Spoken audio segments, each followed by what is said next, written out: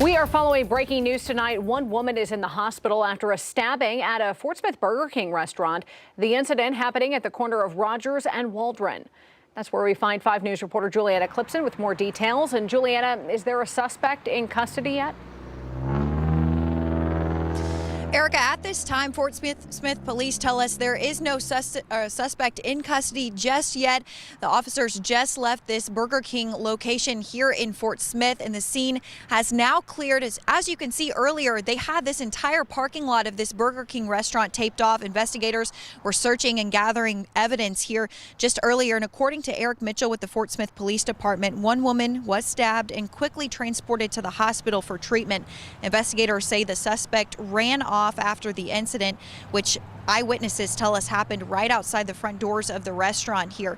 Police had that entire parking lot, as I said, blocked off with crime scene tape. They just took that down and drove off just moments ago. Now, Mitchell does tell us the extent of the injuries of that female victim. That's unknown at this time. Of course, we'll bring you more details as we know them. For now, we're live in Fort Smith covering news where you live. Juliana Clipson, 5 News.